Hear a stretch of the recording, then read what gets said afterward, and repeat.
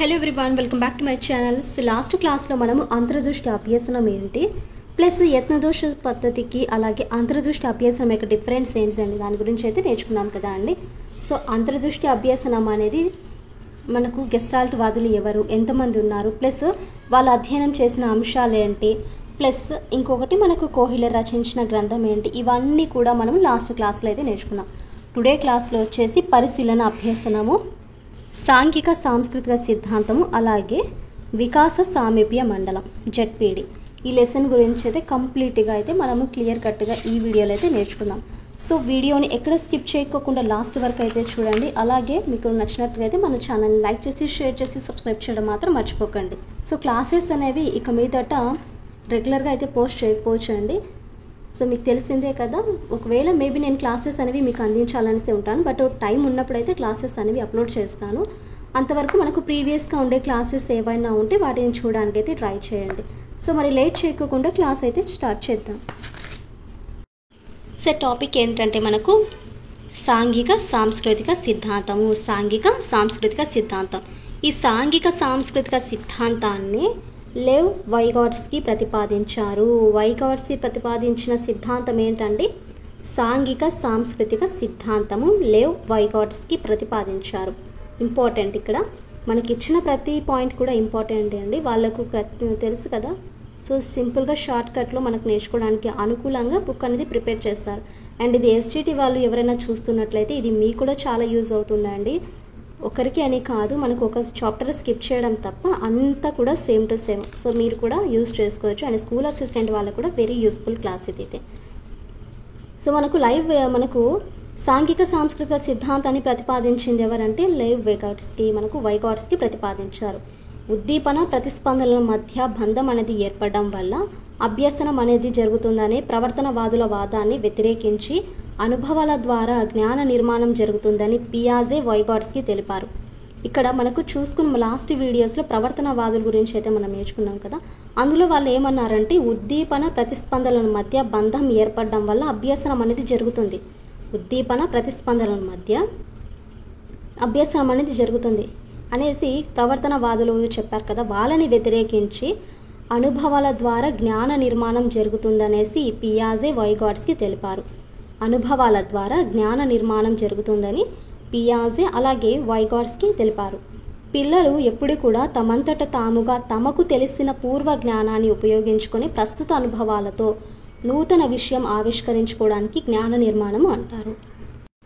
ఇక్కడ ఒక ఎగ్జాంపుల్ అయితే చూద్దామండి. పిల్లలు తమంతట తాముగా ఫస్ట్ సైకిల్ అంటే మనకు సైకిల్ అనేది నేర్చుకున్న తర్వాత ఆ సైకిల్లో ఉండే పూర్వ జ్ఞానం ద్వారా దానిని ఉపయోగించుకొని ప్రస్తుతం మనం బైక్ నేర్చుకుంటాం. అంటే ఇంతకుముందు ఉండే అనుభవంతో మనం బైక్ అనేది ఈజీగా నేర్చుకుంటాం కదా.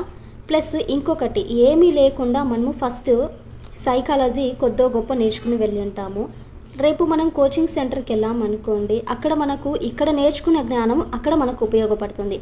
అంటే ఇక్కడ ఏంటంటే తమకు తెలిసిన పూర్వ జ్ఞానం ఉపయోగించుకుంటూ ప్రస్తుత అనుభవాలతో అంటే ఇప్పుడు ఉండే అనుభవాలతో కొత్త విషయాన్ని ఆవిష్కరించుకోవడాన్ని జ్ఞాన నిర్మాణము అంటారు. నెక్స్ట్ జ్ఞాన నిర్మాణంలో ఆలోచనలు కానీ పూర్వ అనుభవాలు అనేవి మెయిన్గా మనకు కీలక పాత్ర అనేవి వహిస్తాయి. ఏంటండి, ఒకటి థింకింగ్ ప్లస్ పూర్వ అనుభవాలు, గతంలో ఉండే అనుభవాలు, ఆలోచనలు ప్లస్ పూర్వ అనుభవాలు జ్ఞాన నిర్మాణంలో కీలక పాత్ర అనేవి వహిస్తాయి. అండ్ వ్యక్తి జ్ఞాన వికాసానికి సాంఘిక ప్రతిచర్యలు అవసరము. వ్యక్తి జ్ఞాన వికాసానికి ఈ సాంఘిక ప్రతిచర్యలు అవసరమని తేల్చారు. ఇది మనకు సాంఘిక సాంస్కృతిక సిద్ధాంతం. ప్రతిపాదించింది ఎవరండి? వైగాట్స్కీ. ప్లస్ ఈయన ఏమన్నారంటే ఉద్దీపనలు ప్రతిస్పందన ద్వారా అభ్యాసం అనేది జరగదు, కేవలము అనుభవాల ద్వారా జ్ఞానం జరుగుతుంది అనేసి పియాజే అండ్ వైగాట్స్కీ తెలిపారు. అంటే పూర్వ జ్ఞానాన్ని ఉపయోగించుకోండి ప్రస్తుతం ఉండే అనుభవాలతో కొత్త విషయాన్ని ఆవిష్కరించుకోవడాన్ని జ్ఞాన నిర్మాణం అనేసి ఈయన అన్నారు. అండ్ మెయిన్గా ఇందులో కీ పాయింట్స్ అంటే కీలకంగా ఉండే పాత్ర ఏ వహిస్తారంటే ఒకటి అనుభవాలు ప్లస్ ఆలోచనలు. నెక్స్ట్ వికాస సామీప్య మండలం, జోన్ ఆఫ్ ప్రాక్సిమల్ డెవలప్మెంట్. వికాస సామీప్య మండలం షార్ట్కట్లో జెడ్పీడి అంటే జోన్ ఆఫ్ ప్రాక్సిమల్ డెవలప్మెంట్. అంటే ఇక్కడ నేర్చుకున్న దానికి పూర్తిగా నేర్చుకోవడానికి మధ్య గల అంతరాన్ని వికాస సామీప్య మండలం అని అంటారు. అంటే నేర్చుకున్న దానికి ప్లస్ పూర్తిగా నేర్చుకోవడానికి మధ్య గల అంతరాన్ని వికాస సామీప్య మండలము అనేసి అంటారు. నెక్స్ట్ ఎగ్జాంపుల్ చూడండి. సంఖ్యా భావనలు పూర్తిగా నేర్చుకోగల సామర్థ్యం కలిగిన విద్యార్థి సహజ సంఖ్యలను మాత్రమే నేర్చుకున్న ప్రస్తుత స్థితిని తెలియజేసే వైగోట్స్కీ భావనే వికాస సామీప్య మండలం. ఇంకోసారి చూడండి.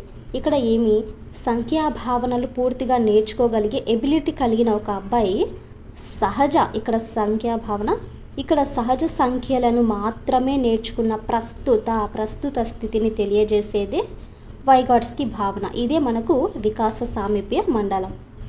సో మనము జెడ్పీడీతో పాటు స్కఫోల్డింగ్ కూడా నేర్చుకుందామండి. ఎలా మనకు వీడియో అనేది లింక్ అంతగా ఏం లేదు కాబట్టి యూజ్ అవుతుంది అనేసి. నెక్స్ట్ ఇంకో సబ్ టాపిక్ కూడా నేనైతే చెప్పబోతున్నాను.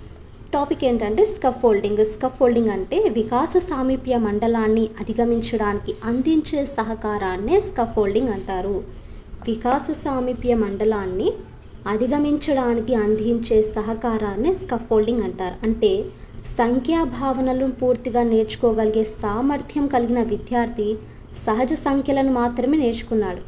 ఈ స్థితిలో మిగతా సంఖ్యా భావనలు నేర్చుకోవడానికి ఉపాధ్యాయుడు అందించే అభ్యసన కృత్యాలు ఈ భావన పరిధిలోకి వస్తాయి. చూడండి, వికాస సామీప్య మండలంలో ఉండే ఎగ్జాంపుల్ ఇక్కడ కూడా అప్లై చేస్తారు.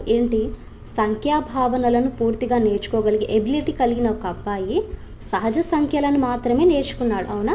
బట్ ఈ స్థితిలో మిగతా సంఖ్యా భావనలను నేర్చుకోవడానికి ఉపాధ్యాయుడు అందించే అభ్యసన కృత్యాలు అనేవి ఈ భావన పరిధిలోకి వస్తాయి స్కఫోల్డింగ్లో.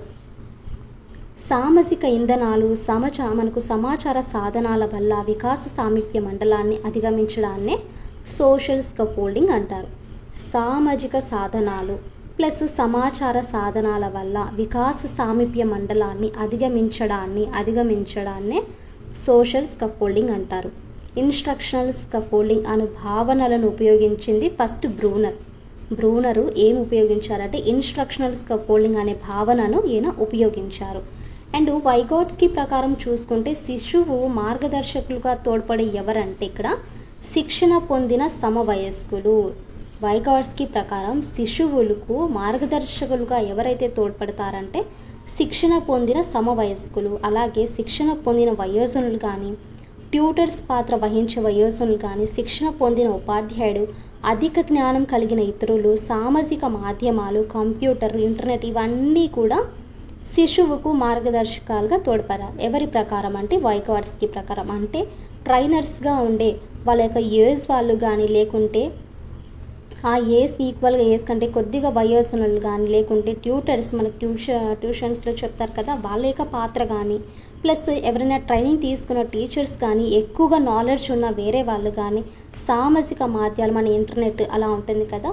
సో ఇలాంటివన్నీ కూడా వైగోట్స్కీ ప్రకారం శిశువుకు మార్గదర్శకాలుగా తోడ్పడేవారు. అండ్ పరస్పర బోధన చూడండి. 2 నుండి 4 విద్యార్థులతో గ్రూపుగా ఏర్పాటు చేసి ఒకరు తర్వాత ఒకరు డైలాగ్స్ రూపంలో వ్యక్తం చేయడం ద్వారా అభ్యసించడాన్ని పరస్పర బోధన అంటారు. ఫర్ ఎగ్జాంపుల్ 2 మెంబర్స్ కానీ 4 మెంబర్స్ ఒక గ్రూప్ లాగా ఏర్పాటు చేస్తే అందులో డైలాగ్స్ మనం రాస్తూ ఉంటాం. సో వాళ్ళు ఒకరి తర్వాత ఒకరు డైలాగ్స్ రూపంలో వారి యొక్క వ్యక్తపరచడం ద్వారా అంటే వ్యక్తం చేయడం ద్వారా అభ్యసించడాన్ని పరస్పర బోధన అంటారు. పరస్పర బోధనలో ఏమేమి ఉంటాయంటే ఫస్ట్ ప్రశ్నించడం ఉంటుంది, సంక్షిప్తీకరించడము, సృష్టీకరించడము అండ్ ప్రాగ్దుక్తీకరించడం వంటి విధానాలన్నీ ఉంటాయి. ఎక్కడ అంటే ఈ పరస్పర బోధనలో. ఈ పరస్పర బోధన ద్వారా వికాస సామీప్య మండలం జెడ్పీడీ కూడా సృష్టించబడుతుంది. సో ఇదండి, చిన్న టాపిక్ అయినా కూడా చాలా ఈజీగా అయితే మనం నేర్చుకున్నాం కదా. సో పరిశీలన అభ్యసనము, అలాగే సాంఘిక సాంస్కృతిక సిద్ధాంతము, వికాస సామీప్య మండలము, దానితో పాటు మనం స్కఫోల్డింగ్ అంటే ఏంటి, పరస్పర బోధన అంటే ఏంటనే టాపిక్స్ కూడా కవర్ చేసాం. అండ్ నెక్స్ట్ క్లాస్లో వచ్చేసి భాగస్వామ్య బోధన, భాష అంటే ఏంటి, మానసిక ప్రక్రియలు ఎలా ఉంటాయి, బోధనా సిద్ధాంతం లేదా శిక్షణ సిద్ధాంతం, మరి వాటి యొక్క ముఖ్యాంశాలు, ఈ క్లాసెస్ గురించి నెక్స్ట్ వీడియోలో అయితే నేర్చుకుందాం. ఐ హోప్ మీకు క్లాస్ నచ్చిందని అనుకుంటున్నానండి. ఇలాంటి మరిన్ని యూస్ఫుల్ క్లాసెస్ కోసం మన ఛానల్ని అయితే లైక్ చేసి, షేర్ చేసి, సబ్స్క్రైబ్ చేయడం మాత్రం మర్చిపోకండి.